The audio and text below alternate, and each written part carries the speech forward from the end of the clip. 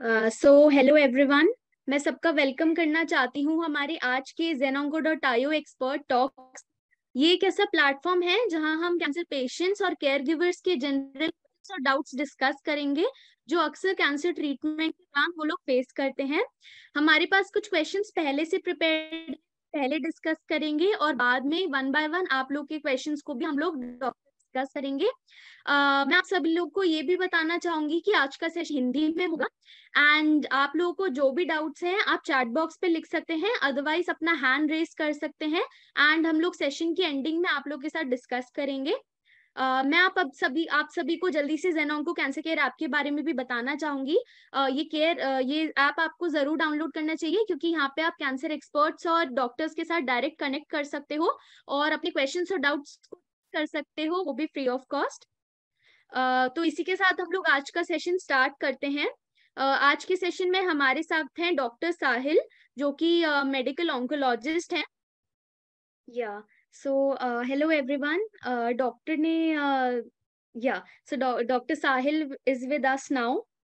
सो मैं सबसे पहले डॉक्टर साहिल का थोड़ा सा इंट्रोडक्शन आप सभी लोगों को दे देती हूँ, उसके बाद हम लोग सेशन स्टार्ट कर सकते हैं। So, Dr. Sahil Bamru is a medical oncologist having more than 10 years of experience. He holds an MBBS, MD, as well as DM in oncology. He specializes in cases of breast cancer, blood cancer, GI cancer, among others, and also in therapies like immunotherapy and targeted therapy. Today, we shall be discussing about the things that you should ask your oncologist after cancer diagnosis, importance of mind-body wellness during cancer treatment, measures to prevent the chances of cancer recurrence in the future, and much more. तो इसी के साथ हम लोग आज का session start करते हैं। Hello doctor Sahil. Hello, good evening. Yeah good evening doctor. So hello. Hello. Yes sir. Sir Yeah. Can we start the session now? Yeah, sure. We can start the session. या Good evening, everyone, and hope we have a great and interactive session. Yeah. Thank you so much sir.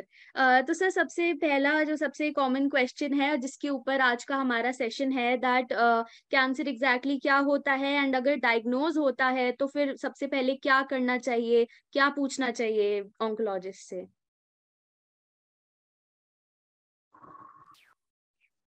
Hello. Yes sir. जी। अ, देखिए, सबसे पहली बात ये है कि हमें समझना चाहिए कि कैंसर का डायग्नोसिस जाहिर सी बात है एक शॉक की तरह या एक बहुत सडन न्यूज़ की तरह हमारे पास आता है। जब भी हम लोग किसी पेशेंट का कैंसर डायग्नोस करते हैं, हो सकता है कि ये प्रोसीजर बहुत देर से चल रहा हो, जो सिम्टम्स है वो काफी टाइम से हो, लेकिन जब भी ये डायग्नोसिस आता है तो एक सडन शॉक की तरह आता है। तो सबसे पहली चीज़ है कि हमें पैनिक नहीं करना चाहिए और हमें ये देखना चाहिए कि जो हमारा डिजीज है उसकी वजह से हमें सिम्टम्स क्या क्या आ रहे हैं। तो जो हम लोग इनिशियल डायग्नोसिस के टाइम पे हमारी जो प्रायोरिटी होती है वो ये रहती है कि हम लोग पहले ये चीज़ समझें कि जो हमारा डिजीज है उसका ओरिजिन कहाँ से हो रहा है और उसका स्टेज क्या है, ताकि हम लोग जो ट्रीटमेंट है उसको उस हिसाब से प्लान कर सकें।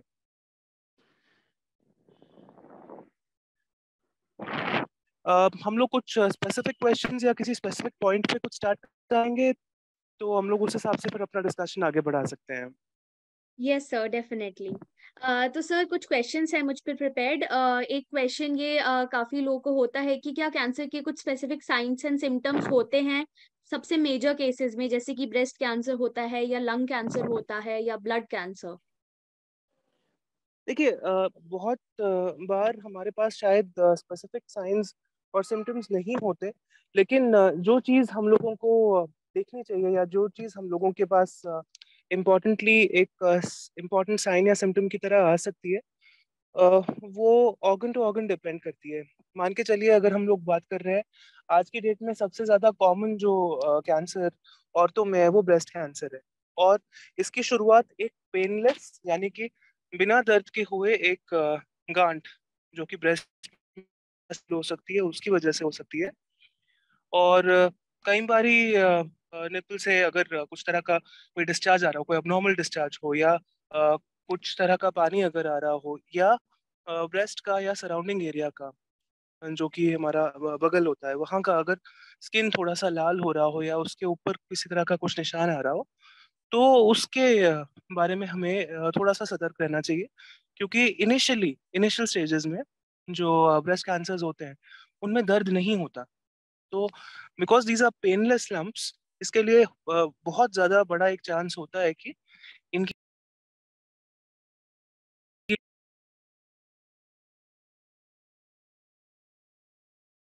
लम्प्स जो होते हैं, स्वेलिंग्स होती हैं, वो इग्नोर हो जाती हैं।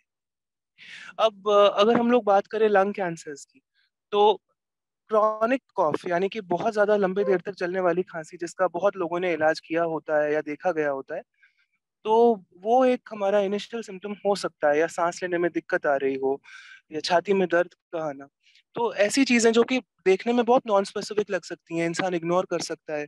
लेकिन ये बात हमें जाननी चाहिए कि कोई भी सिम्टम किसी भी ऑर्गन से हो रहा हो, अगर हमें उसका एक करेक्ट डायग्नोसिस ना हो और अंदाजे के हिसाब से इलाज चल रहा हो, और फिर भी जो हमारे सिम्टम्स है उनका निवारण ना हो रहा हो, तो उसकी जांच कराई जानी चाहिए। हो सकता है कि वो कोई और बीमारी हो, need not be cancer every time. जरूरी नहीं है कि हर बार किसी भी क्रॉनिक बीमारी का या किसी लंबी बीमारी का हमें आंसर कैंसर में ही मिले।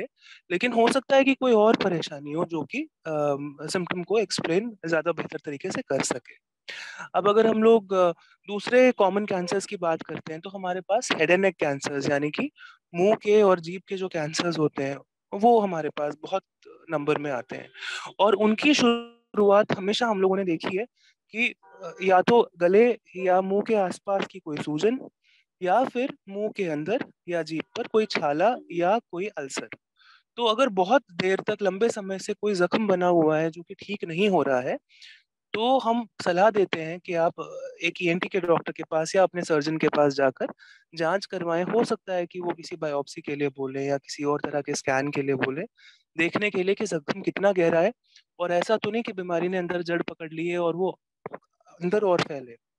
तो अर्ली स्टेजेस में देखे गए इस तरह के जख्म, लंप्स या ऐसे तरह के कैंसर्स का सर्जरी के द्वारा या बायोप्सी से जांच के बाद आगे की जांच और आगे का ट्रीटमेंट किस तरीके से कराना चाहिए, उसका पता चल सकता है।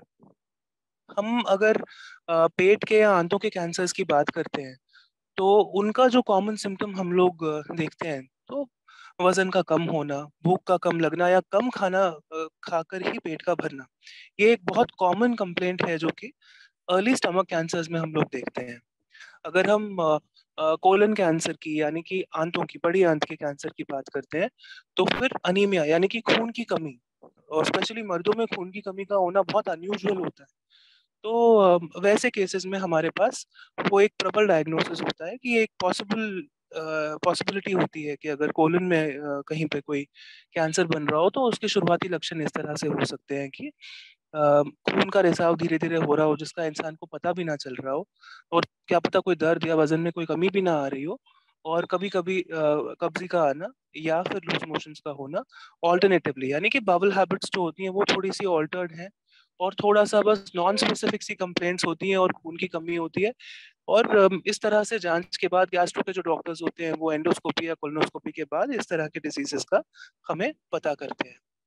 ब्लड कैंसर्स की अगर हम लोग बात करें, तो ब्लड कैंसर्स की शुरुआत में ही डायग्नोसिस कई बारी बहुत मुश्किल हो जाती है, क्योंकि बहुत नॉन स्पेसिफिक सिम्टम्स होते हैं, थकान, बुखार, कमजोरी, भूख का कम लगना। ऐसे सिम्टम्स हमारे पास ऑलमोस्ट हर बीमारी में होते हैं।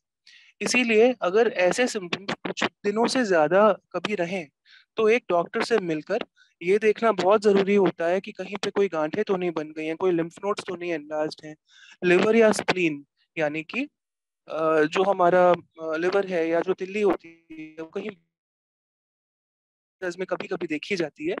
और इसके बाद खून की जांच यानी कि सीबीसी, पेरिफेरल स्मेयर जैसे सिंपल टेस्ट में हमें बहुत बार जो ब्लड कैंसर्स होते हैं उसका एक इंडिकेशन मिल सकता है। इस तरह से अगर हम लोग बात करें, तो किसी भी ऑर्गन सिस्टम में जो कंसर्न फंक्शन है, जैसे कि अगर मतलब लंग्स का काम, अगर सांस लेना है, तो नेचुरली उससे एसोसिएटेड जो भी हमारे सिम्टम्स होते हैं, खांसी के, सांस लेने के, पसलियों के दर्द के, उस हिसाब से कोई कोई सिम्टम ऐसा आ सकता है। जरूरी बात ये होती है कि कोई भी प्रॉब्लम या कोई भी जो हमारी परेशानी है स्वास्थ्य से लेकर, अगर उसका हमें ठीक से पता ना हो और वो सिम्टम्स हमारे या वो परेशानियां हमारी अगर लंबे देर तक चल रही हो, तो उनकी प्रॉपर जांच कराना बहुत जरूरी होता है। इनफैक्ट कैंसर स्क्रीनिंग कैंप्स जो हमारे होते हैं वो इन्हीं चीजों पर आधारित होते हैं। जी सर। जी। थैंक यू सो मच, आपने इतना अच्छे से डिटेल में पूरा साइंस एंड सिम्टम्स के बारे में बताया। तो सर एक ये काफी कॉमन प्रश्न होता है कई पेशेंट्स में, जब डायग्नोसिस के बाद उन्हें बताया जाता है कि आपको जो सबसे कॉमन ट्रीटमेंट्स हैं जैसे कि कीमोथेरेपी होती है, रेडिएशन थेरेपी है, सर्जरी है, तो कई लोग बोलते हैं कि इससे तो बहुत साइड इफेक्ट्स होंगे, हमें ये नहीं कराना है। तो पेशेंट्स को अपने आप को कैसे तैयार करना चाहिए इन ट्रीटमेंट्स के लिए?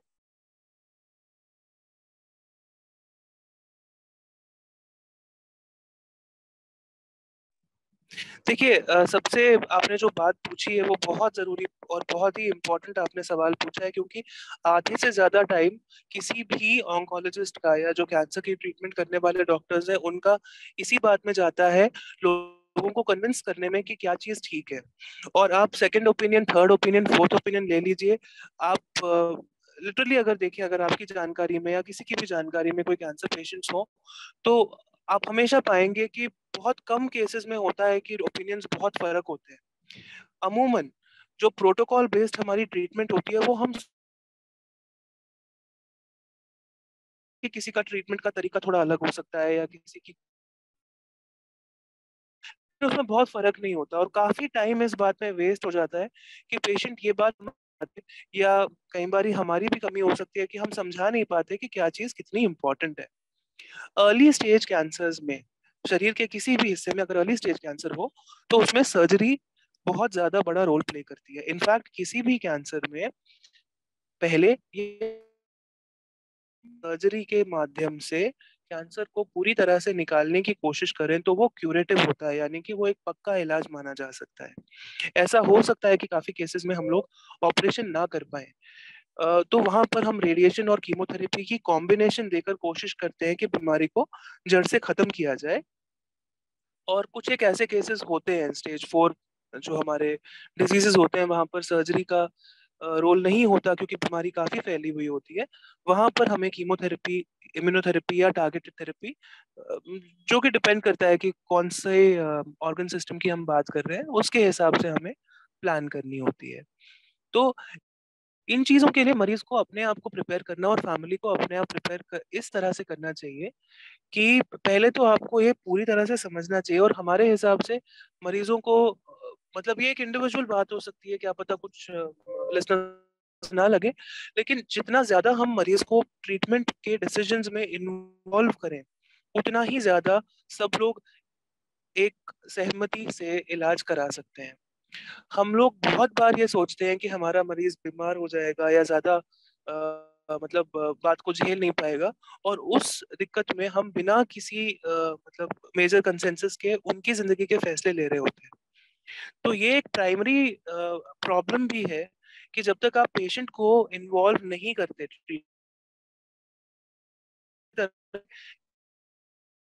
रहे हैं और हम किस दिशा में जा रहे हैं, क्योंकि एक बहुत बड़े और मतलब अगर आप हेड एंड नेक कैंसर की बात करते हैं तो आप लिटरली मुंह के अंदर सर्जरी करने की बात कर रहे हैं। उससे आवाज में फर्क पड़ता है, खाना खाने में फर्क पड़ता है।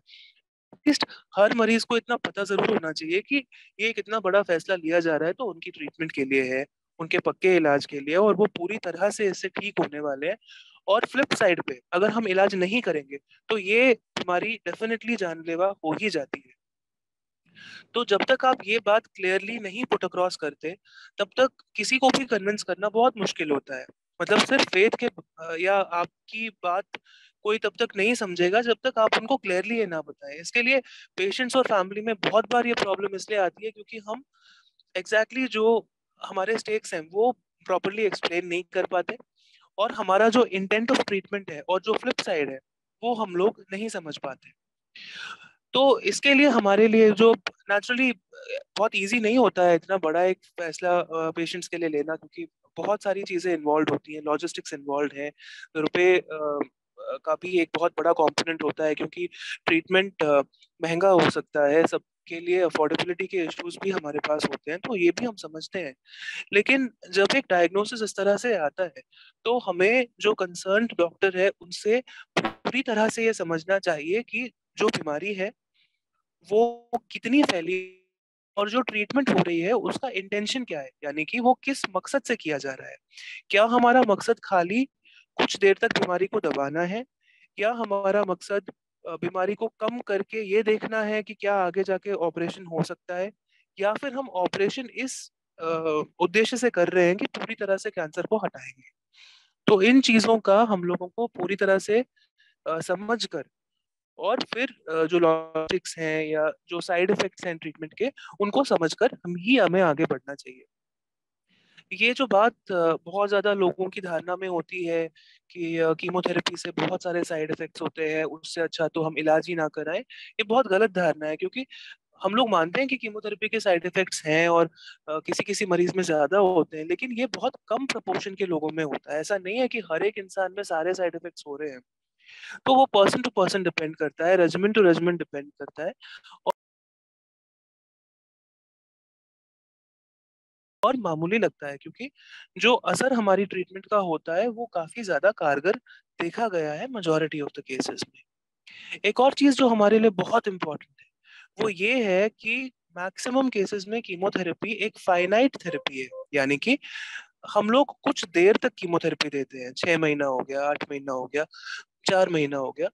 तो हमारी एक फाइनाइट मतलब रेंज है, एक एक अवधि है जिसके अंदर हमें दवाई देते हैं। ये ब्लड प्रेशर और डायबिटीज की तरह नहीं है कि लाइफ लॉन्ग चलने वाला है। तो जो हमारे स्टेज 4 के पेशेंट्स हैं उनमें डेफिनेटली हमें लाइफ लॉन्ग थेरेपी देनी पड़ती है, क्या पता एक थेरेपी चेंज करने के बाद दूसरी देनी पड़े। लेकिन जो मेजोरिटी ऑफ हमारे स्टेज 1, स्टेज 2, स्टेज 3 कैंसर्स हैं, उनमें जो भी हम ट्रीटमेंट या थेरेपी देते हैं वो फाइनाइट होती है, वो कुछ ड्यूरेशन के लिए होती है, और वो ड्यूरेशन की एक ट्रीटमेंट विंडो होती है। मतलब वो तभी कराया जाए तो ही उसका फायदा होता है। एक बारी वो हमारा टाइम निकल जाता है तो उसके बाद फिर ट्रीटमेंट का उतना फायदा नहीं आता जितना कि पहले आ सकता था।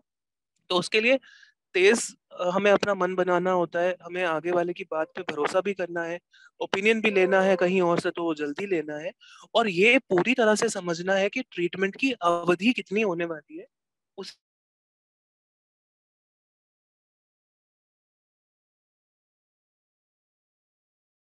ऐसा नहीं है कि खाली महंगे ही इलाज होते हैं। हर ट्रीटमेंट के लिए, हर एक बीमारी के लिए हमारे पास मल्टीपल ऑप्शंस होते हैं। तो जो गुंजाइश है और जो रिसोर्सेज हैं और जो मेडिकल फिटनेस है पेशेंट की, कई लोग होते हैं जिनको किडनी की प्रॉब्लम होती है, किसी को हार्ट की प्रॉब्लम होती है, तो इन सारी चीजों को ध्यान में रखते हुए जो हमारे पास अवेलेबल ऑप्शंस है उनके हिसाब से हम लोग ट्रीटमेंट को चूज और प्लान कर सकते हैं। और ये एक शेयर डिसीजन मेकिंग होती है, ऐसा नहीं है कि डॉक्टर ने किया और आपके ऊपर थोप दिया जाए, ऐसा कुछ नहीं होता। ये सारे मिल बैठ के डिसाइड करके हम एक ट्रीटमेंट प्लान बनाते हैं, और ये एक बिल्कुल इंडिविजुअलाइज्ड, एक पर्सनलाइज्ड ट्रीटमेंट प्लान होता है।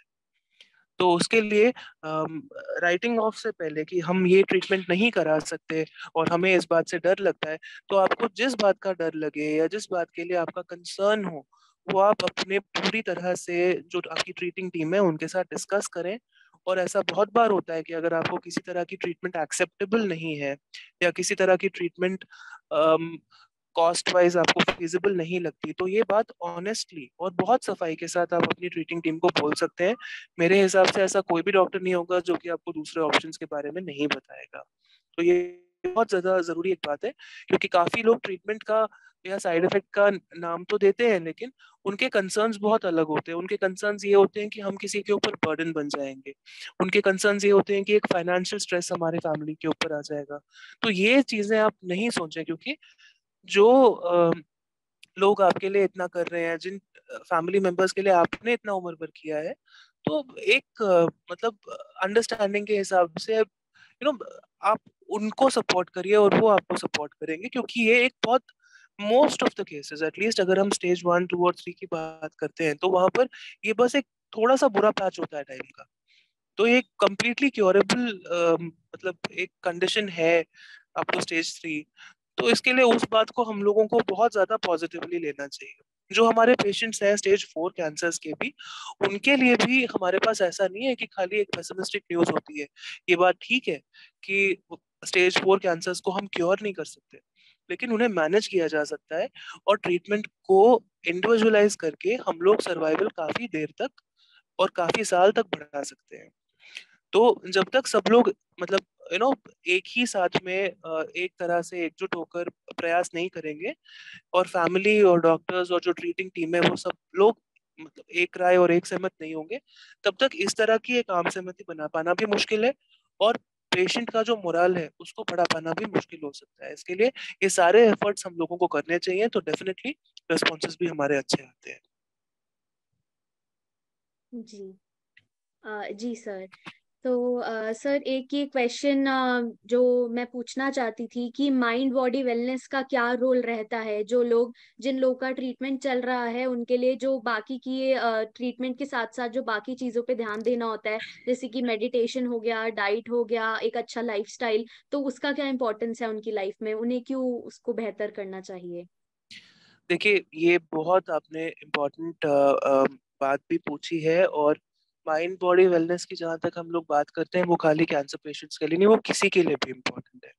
लेकिन होता क्या है, जो हम लोग किसी क्लिनिक में बैठे हैं या किसी हॉस्पिटल में बैठे हैं और हम लोग एक ट्रीटमेंट का प्लान बनाते हैं, तो हमारा पूरा का पूरा फोकस जो होता है उस टाइम पर सिर्फ इस बात पर होता है कि हमारे जो पेशेंट्स हैं उनको हम किसी तरह से कंप्लीटली बचाएं और कैंसर को खत्म करें। कई बार ऐसा होता है कि ये हमारे ध्यान में या जहन में नहीं रहता कि हम बहुत ज्यादा एम्फसाइज करें इस बात पर कि उनको अपनी शरीर के साथ साथ अपनी जो मतलब माइंड है, या जिसे हम लोग एक आध्यात्मिक तौर से आत्मा बोलें, तो उसका भी हमें ध्यान रखना है। ऐसा नहीं है कि हम लोग खाली एक मॉलिक्यूलर लेवल पर या एक बॉडी के ऑर्गन लेवल पे इलाज कर रहे हैं। हमारा कंप्लीटली जो माइंडसेट है वो उस तरह से रिलैक्स्ड होना चाहिए, और उसके लिए जैसा कि आपने पॉइंट आउट किया, diet, lifestyle, meditation, breathing exercises, इन सब का रोल होता है। अगर हम लोग डाइट की बात करें, तो जब तक हम लोग एक प्रॉपर इंडिविजुअलाइज्ड डाइट नहीं देते एक पेशेंट को, तब तक हमारे पास ट्रीटमेंट को झेलने के लिए भी एफर्ट मतलब हमारी बॉडी में उतना स्टेमिना नहीं होगा। और दूसरी चीज ये भी है कि अगर हमारी डाइट एडिक्वेट होगी, अगर बॉडी के हिसाब से, और हमारा जो डिजीज प्रोफाइल है, जैसे कोई लोग को किडनी की प्रॉब्लम हो सकती है, हार्ट की प्रॉब्लम हो सकती है, डायबिटीज हो सकता है, तो उनके हिसाब से हमें जो डाइट में सप्लीमेंटेशन देनी है, वो अगर हम लोग प्रॉपरली देते हैं, तो वो ट्रीटमेंट के साथ एक सिनर्जिस्टिक इफेक्ट यानी कि एक एडिशनल बेनिफिट हम लोगों को देता है। इससे हमारी बॉडी को कैंसर से हुए जो नुकसान है उससे लड़ने की हिम्मत, और ट्रीटमेंट के टाइम पर जो साइड इफेक्ट होते हैं उनको झेलने की भी ताकत अच्छे से मिलती है। इसके साथ साथ मेडिटेशन, योगा और ब्रीदिंग एक्सरसाइजेस से जो हमारा ध्यान है वो बीमारी से हटकर बाकी पॉजिटिव चीजों की ओर जाता है। इससे हमारा माइंड रिलैक्स रहता है, स्लीप प्रॉपर रहती है, पेन कम होता है, और बीमारी से लड़ने की हमारी जो ओवरऑल शक्ति है वो भी बढ़ती है। मन में जो डाउट्स होते हैं, घर की जो बाकी परेशानियां होती है, उनसे भी हमारा ध्यान हटता है। क्योंकि ये देखिए, ऐसा तो है नहीं कि अब मतलब 6 महीना 8 महीना अगर किसी का ट्रीटमेंट चल रहा है, तो हम ये तो नहीं एक्सपेक्ट कर सकते कि घर में बाकी दिक्कत नहीं होगी, परेशानी नहीं होगी। सबका जैसे एक नॉर्मल घर चल चल रहा है, घर में जो छोटी मोटी प्रॉब्लम्स होती हैं, फाइनेंसेस को लेके हो सकती हैं, जॉब फ्रंट से हो सकती हैं, फैमिली, बच्चे, काफी चीजें आगे पीछे हो सकती हैं। तो इस टाइम पर अगर आप अपनी माइंड पर भी और उसकी हेल्थ पर भी फोकस करेंगे, तो इन सब चीजों को भी टॉलरेट करने की एक हमें हिम्मत मिलती है। So definitely even devotion, prayers, ये सारी चीजें हम लोग मतलब काफी लोग एथिस्ट हो सकते हैं, लेकिन एक एक जनरल एटलीस्ट मेडिटेशन और एक स्पिरिचुअल जो हमारा हेल्थ है उसके ऊपर ध्यान देने से भी हमारी जो ओवरऑल हेल्थ है और जो हमारी ओवरऑल एक पॉजिटिव एनर्जी रहती है घर में और हमारे अराउंड, उससे हमारी जो ओवरऑल हेल्थ है उस पर बहुत फर्क पड़ता है। जी sir, thank you so much. आपने इतनी अच्छे से बताया कि माइंड बॉडी वेलनेस क्यों इतनी ज़रूरी है, क्या क्या उसका फर्क पड़ता है। सर, जैसे कि ट्रीटमेंट हो जाता है तो उसके बाद पेशेंट्स को एक चीज़ का काफ़ी टेंशन रहती है, जिसको कैंसर रेकरेंस बोला जाता है। तो सर, एग्जैक्टली कैंसर रेकरेंस क्या होता है and उसके कितने चांसेस रहते हैं? जो सबसे कॉमन कैंसर टाइप्स हैं उनमें कितने चांसेस रहते हैं? देखिए, आपने एक बहुत ज़्यादा एक लेजिटिमेट क्वेश्चन पूछा है कैंसर रेकरेंस का, क्योंकि जब भी हम लोग कैंसर ट्रीटमेंट की बात करते हैं, देखिए स्टेज 4 में तो already we are talking about a disease जो मेटास्टैटिक है। तो वहाँ तो हमें पता है कि हमें डिजीज कंट्रोल करना है, और रेगुलरली हम लोग स्कैन कराते रहते हैं, देखते हैं कि डिजीज का स्टेटस क्या है, और जब कभी हमें लगता है कि बीमारी बढ़ रही है हम ट्रीटमेंट चेंज करते हैं। लेकिन जो हमारे बाकी स्टेजेस हैं, स्टेज 1, 2 और 3, जहाँ पे मैंने फाइट नाइट थेरेपी की बात की, या जहाँ मैंने कहा कि ट्रीटमेंट की एक अवधि होती है, वहाँ पर अवधि के बाद हम लोग किसी इंसान को कैंसर फ्री बोलने से पहले 5 साल का वेट करते हैं। इट्स ओनली, मतलब ऐसा थंब रूल नहीं है, लेकिन फिर भी एक आम सहमति के हिसाब से मोस्ट कैंसर्स में हम लोग एटलीस्ट 5 साल तक तो फॉलो अप करते ही हैं, और कुछ लोगों में उससे भी ज्यादा फॉलो अप करते हैं, क्योंकि अर्ली या लेट रेकरेंस का चांस हमेशा रहता है। अब ऐसा नहीं है कि ये चांस बहुत ज्यादा रहता है, मान के चलिए अगर हम औसत बात करें तो जितना ज्यादा स्टेज होता है उतने ही रेकरेंस के चांसेस ज्यादा होते हैं। फॉर एग्जाम्पल, अगर एक स्टेज 1 ब्रेस्ट कैंसर है तो उसका रेकरेंस का चांस 5 साल तक प्रॉबली 1 से 2% होगा। अगर हम लोग स्टेज 2 ब्रेस्ट कैंसर की बात करते हैं तो शायद ये परसेंटेज बढ़ के 3 से 5% हो जाती है, और स्टेज 3 कैंसर्स में रेकरेंस का चांस 5 से 10% होता है। तो इसका ये मतलब है कि 100 में से 99% या इवन स्टेज 3 में ऑलमोस्ट 95% लोगों का कंप्लीट क्योर तो हो चुका है। 5% यानी कि 100 में से 5 लोगों को 5 साल के अंदर अंदर बीमारी के वापस आने का चांस होता है। लेकिन ऐसा नहीं है कि ये चांस हम लोग किसी को बोल के छोड़ देते हैं। मतलब ब्रेस्ट कैंसर के किसी भी मरीज से आप पूछ लीजिए, ये एक बहुत स्टैंडर्ड तरीका होता है कि ट्रीटमेंट हो जाने के बाद पहले 2 साल 3 3 महीने में आके मिलना, और फिर 2 साल से 5 साल तक 6 6 महीने में आके मिलना, और फिर 5 साल के बाद हर साल एक बारी मिलना। और ये खाली मिलना नहीं होता है, मिलने के टाइम पर हम टेस्ट करते हैं, मैमोग्राम होता है, अल्ट्रासाउंड होता है, या स्पेसिफिक टेस्ट किए जाते हैं। अब अगर हम बात करें बाकी कैंसर टाइप्स की, तो जो हमारे कॉमन कैंसर्स हैं, हमारे हेड एंड नेक कैंसर्स हैं, तो मुंह के या गले के या जिह्वा के जो कैंसर्स होते हैं, जो जुबान के कैंसर्स रहते हैं, उनके अगर हम रेकरेंसेस बोलें तो थोड़े ज्यादा होते हैं। तो हमारे एटलीस्ट 5 साल में अगर हम लोग देखते हैं तो 10 से 20% जो लोग होते हैं उनमें बीमारी के वापस आने का चांस होता है आफ्टर क्यूरेटिव सर्जरी, और आफ्टर कीमो रेडिएशन, जो मतलब क्यूरेटिव इंटेंट अगर कराई गई होती है तो 10 to 20% में वापस बीमारी के आने का चांस होता है। लेकिन इन केसेस में भी हम लोग 3 3 महीने में, 6 6 महीने में लोगों की जांच करते हैं, एमआरआईज करते हैं, देखने के लिए कि कितना जो है पेशेंट का क्या स्टेटस है और क्या बीमारी का कोई लक्षण आ तो नहीं रहा है। तो मोटी बात ये है कि ट्रीटमेंट हो गई, ट्रीटमेंट कंप्लीट हो गई तो हमें फिर भूल नहीं जाना है। उसके बाद से हमें ये एक नए जीवन की तरह लेकर, जो बताया जाता है, जितना फ्रीक्वेंटली आपको बताया जाए, इस दिन ब्लड टेस्ट करना है, इतने महीने के बाद आके मिलना है और मिलना ही है। क्योंकि अभी देखिए हाल फिलहाल में कोविड का टाइम गया, लेकिन हमारे पेशेंट्स का फॉलो अप बहुत कम ऐसा हुआ कि किसी किसी पेशेंट का फॉलो अप हमारा छूटा या कोई बात, मतलब ये रही, क्योंकि बहुत लोगों ने बहुत ज्यादा रिलीजियसली और बहुत ज्यादा शिद्दत के साथ अपना फॉलो अप भी कराया। और अगर किसी का गॉड फॉरबिड ट्रीटमेंट में कोई इशू हुआ या कोई रिलैप्स भी हुआ तो उसका भी ठीक टाइम पर निवारण किया गया। जरूरी नहीं होता कि हर रिलैप्स एक स्टेज 4 डिजीज हो। बहुत बार ऐसा होता है कि जो लोकल साइट होती है वहां पे ही रिलैप्स होता है, और हमने अक्सर यही देखा है कि पहले साल 2 साल में अगर बीमारी वापस आती है तो उसी जगह पर आती है जहां ऑपरेशन हुआ हो या जहां पर इनिशियल बीमारी देखी गई हो।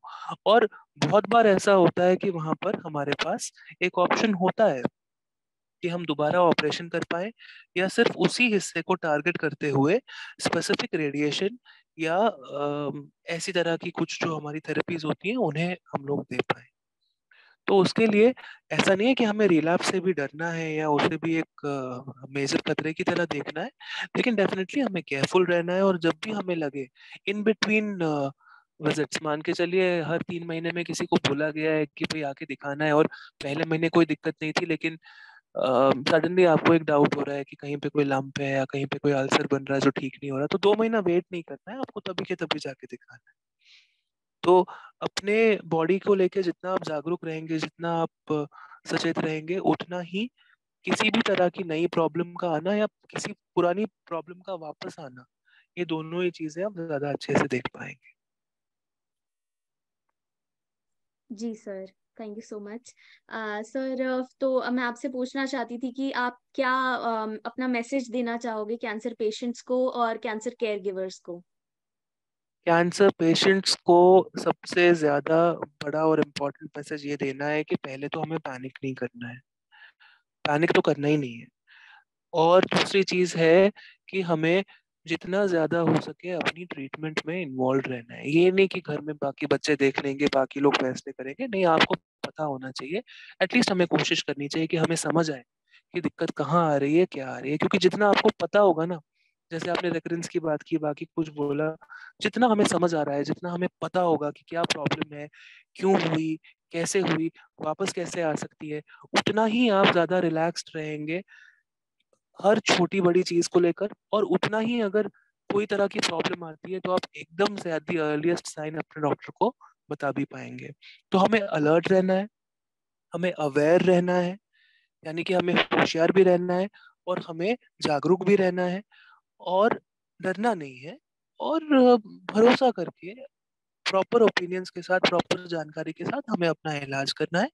अपनी माइंड, अपनी बॉडी, और पूरा फैमिली, सब लोगों की मतलब इसके साथ अ, जानकारी के साथ और सबकी मदद के साथ, जो हमारे कैंसर केयर प्रोवाइडर्स हैं, उनके लिए सबसे बड़ा मैसेज ये है कि हमें इन्फॉर्म्ड रहना है जो भी हमारी नई डेवलपमेंट्स हैं, और हमारे अंदर पेशेंस बहुत ज्यादा होनी चाहिए।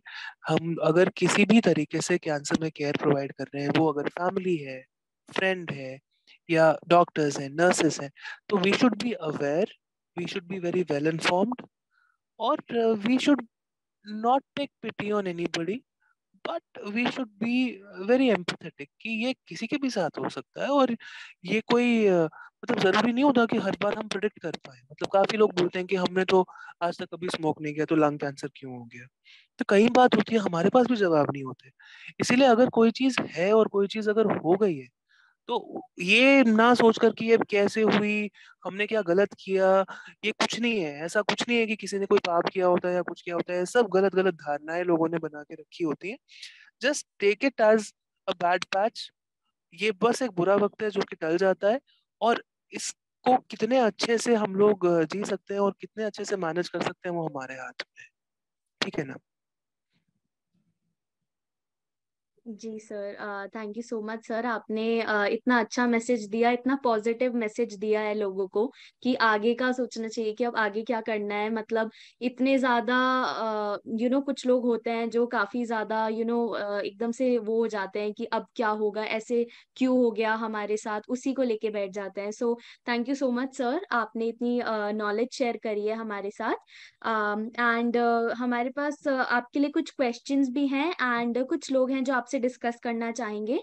हाँ हाँ, एंड श्योर। उससे पहले जी, एंड उससे पहले मैं सबको बताना चाहती हूँ कि आप लोग के जो भी क्वेश्चंस हैं आप चैट बॉक्स में लिख सकते हैं, अदरवाइज अपना हैंड रेज कर सकते हैं। एंड जैसे कि जो हमारा जो सेशन का टाइमिंग है वो अभी इतना ज्यादा नहीं है, तो हमसे जितना हो पाएगा हम ट्राई करेंगे उतने लोग के क्वेश्चंस डिस्कस करेंगे।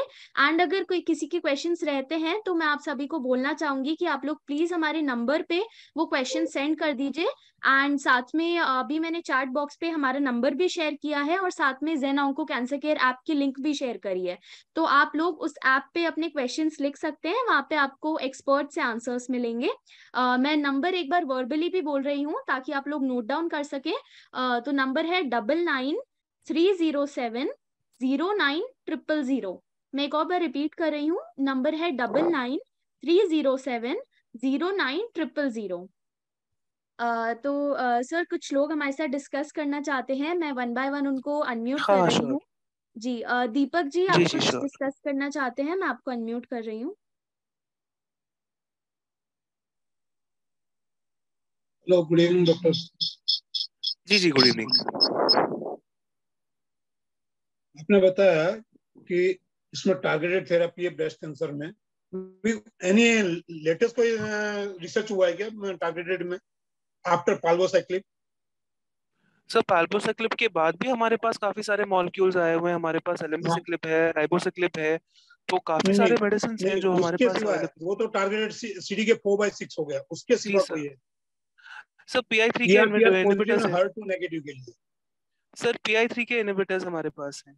PIK3C है, अल्पेलिसिब। अच्छा, अल्बोसाइक्लिब। और उनके अलावा और कोई? उनके अलावा केस टू केस बेसिस पे हम लोग अगर देखते हैं तो फिर इम्यूनोथेरेपी कैन बी ऑफर्ड। तो वो टारगेटेड नहीं ओके हुआ, इम्यूनोथेरेपी हो गया, तो that can be offered. Okay, because I am a caregiver and motivator for the cancer patients. Sure sure sir. That's why I'm asking. Sure sir. Okay, thank you. Okay okay sir. Yeah. Thank you so much, doctor, for answering the question. And एक question हम पे है, उषा जी पूछना चाहती हैं कि doctor immunotherapy कैसे help करती है ट्रीटमेंट में, तो उसके बारे में आप थोड़ा बता सकते हैं? जी जी, डेफिनेटली। देखिए, इम्यूनोथेरेपी जो होती है वो एक अलग तरीके से वर्क करती है। मतलब जैसे अभी डॉक्टर साहब पूछ रहे थे रिगार्डिंग टारगेटेड थेरेपी। तो टारगेट थेरेपी जो होती है वो स्पेसिफिक जो हमारी जो एरियाज हैं, जो टारगेट्स होते हैं, वो किसी किसी जो हमारे कैंसर्स में अगर कोई पर्टिकुलर म्यूटेशन पॉजिटिव हो, या सेल साइकिल में, यानी कि जो कोशिकाएं होती हैं उनके डिवाइड करने के टाइम पर एक स्पेसिफिक एरिया है जहां पर वो ड्रग वर्क करता है, तो उसको हम टारगेटेड थेरेपी बोलते हैं। क्योंकि उसका कीमोथेरेपी की तरह नॉन स्पेसिफिक इफेक्ट नहीं होता। कीमोथेरेपी बहुत ज्यादा डिफरेंशिएट नहीं करता सेल सेल में, तो इसीलिए हमारे अगर हम साइड इफेक्ट्स की बात करते हैं, क्योंकि नॉर्मल सेल्स पे भी उसका बुरा असर पड़ता है, इसके लिए जो भी रैपिडली ग्रोइंग सेल्स होती हैं उन पर कीमोथेरेपी वर्क करती है। टारगेटेड थेरेपी थोड़ी सी रिफाइंड होती है, क्योंकि जिस जिस जगह पर टारगेट होगा वो वहीं पे वर्क करेगी। अब इम्यूनोथेरेपी जो होती है वो शरीर के अंदर जो टी सेल्स होते हैं, यानी कि कुछ तरह के जो सफेद खून की सेल्स होती हैं जो कि शरीर की इम्यूनिटी पे वर्क करती हैं, उनको टारगेट करके और उन पर जो है उनकी प्रॉपर्टीज को यूज करके कैंसर की ग्रोथ को कम करते हैं। तो ये एक तरह से शरीर की इम्यूनिटी को थोड़ा सा धोखा देकर कैंसर को कम करने वाली बात होती है। इम्यूनोथेरेपी का जो सबसे ज्यादा रोल हम लोगों ने देखा है, वो हमने देखा है जो हमारे मेटास्टैटिक डिजीजेस हैं। ऐसे कहने को तो इम्यूनोथेरेपी, रिटुक्सिमाब वगैरह हम लोग लिम्फोमास में भी देते हैं और वहाँ क्यूरेटिव इंटेंट का है। लेकिन जो इम्यूनोथेरेपी हम लोग नॉर्मली आजकल बात करते हैं, PD-L1 या PD-1 थेरेपी की जो टारगेट्स हैं, वो हेड एंड नेक कैंसर्स यानी कि मुंह और गले के कैंसर्स, हमारे जो लिम्फोमास है कुछ तरह के वहां पर, लिवर के कैंसर्स और लंग कैंसर्स में हम लोगों ने मेनली ये दवाइयां यूज की हैं। हालांकि आजकल इम्यूनोथेरेपी ऑलमोस्ट हर तरह के कैंसर में यूज हो रही है, लेकिन जो हमारा ज्यादा डेटा है या जो हमने ज्यादा पेशेंट्स देखे हैं इम्यूनोथेरेपी के, वो हम लोग ने head and neck cancers, lung cancers और कुछ तरह के GI कैंसर्स और लिम्फोमास में ज्यादातर इसका यूज देखा है। तो इसका एडवांटेज ये होता है कि डेफिनेटली इसके अंदर जो रिस्पॉन्सेज होते हैं वो काफी ज्यादा अच्छे होते हैं। इसमें जो हमारी डेप्थ ऑफ रिस्पॉन्स आती है वो बहुत अच्छी होती है, सर्वाइवल काफी हद तक इम्प्रूव होता है, और इसमें कीमोथेरेपी के जितने साइड इफेक्ट्स नहीं होते। इसीलिए बढ़ती उम्र के साथ या बहुत अगर किसी को मतलब BP की या डायबिटीज, किडनी की प्रॉब्लम्स, बाकी प्रॉब्लम्स भी हो, तो ये थेरेपी जो है बाकी चीजों से ज्यादा अच्छी टॉलरेटेड होती है। लेकिन हम लोग ये भी बोलना चाहते हैं कि इम्यूनोथेरेपी में एक डेफिनेट प्रॉब्लम ये रहती है कि इसका जो कॉस्ट है वो काफी ज्यादा होता है, और बिल्कुल मतलब आउट ऑफ इंश्योरेंस या आउट ऑफ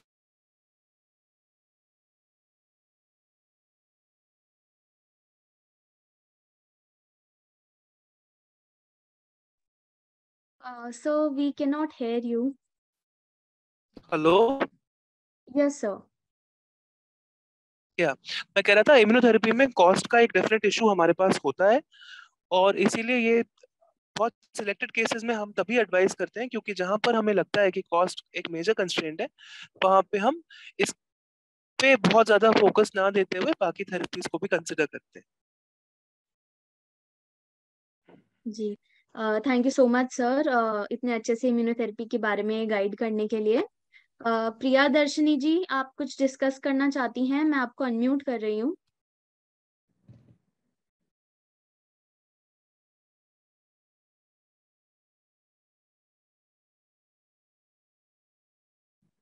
प्रिया दर्शनी जी, मैंने आपको हेलो। अनम्यूट कर दिया है।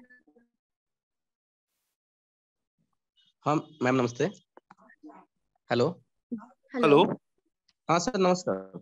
जी बताइए। हाँ सर, मैं रंजन बोल रहा हूँ। एक्चुअली मेरा वाइफ का कुछ केस है, उसका डिस्कशन करना है। जी बताइए। सर, मेरा वाइफ का सर ये ओवरियन कैंसर था, तो 3rd स्टेज में डायग्नोस हुआ था। अच्छा। और ये मार्च में, इस साल का मार्च में डायग्नोस हुआ था। और अच्छा। अभी तक इसका मतलब पूरा ट्रीटमेंट हो गया है, 6 केमो और ऑपरेशन हो गया है सर। और अभी अच्छा। लास्ट जो मतलब पेट स्कैन हुआ था, उसमें सब नॉर्मल आया, कोई मतलब है नहीं अभी। तो ट्रीटमेंट खत्म हो अच्छा। गया। लेकिन सर अभी इसके बाद हम क्या करना चाहेंगे, जैसे रेफरेंस ना आए या फिर?